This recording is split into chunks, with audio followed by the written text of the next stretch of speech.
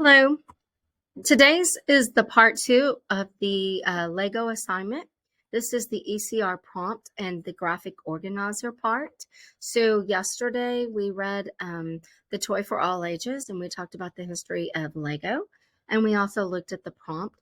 But today we will identify the prompt clearly, break it down, fill in an ECR graphic organizer, and you can refer to slides 5, 6, and 7 for this.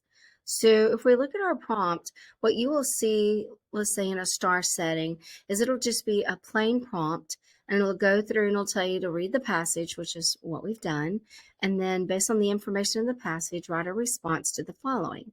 And this actual prompt is explain how Lego has designed its products to appeal to people of all ages. That is what you will be answering. And that is the first part of your thesis statement. And then it tells you to go on and write a well-organized informational composition that uses specific evidence from the passage to support your answers. And it gives you some remembers. Remember too, and this is like your rubric, your checklist. As you are writing, as you are revising and editing, you will refer back to this prompt page over and over again. Clearly state your controlling idea. And we know that controlling idea is just another word for thesis. You're going to organize your writing. Develop your ideas in detail. Use evidence from the selection in your response. And then you'll be graded on your spelling, capitalization, punctuation, and grammar.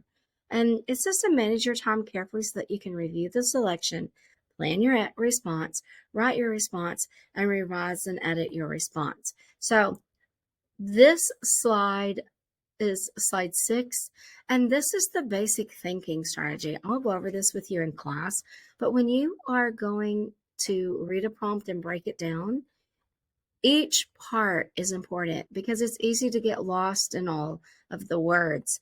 First of all, identify what is your prompt. And if it says explain, that's going to tell you that you have to use examples from the text and explain those examples.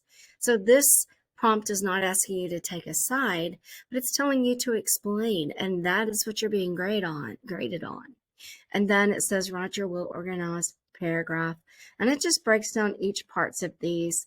And then make sure you look back for reasons from the article that show how Lego has designed its products to appeal to people of all ages, because that's your prompt. You will be getting this handout in class for you to write on, but I wanted you to get a copy to review and look at in the slide.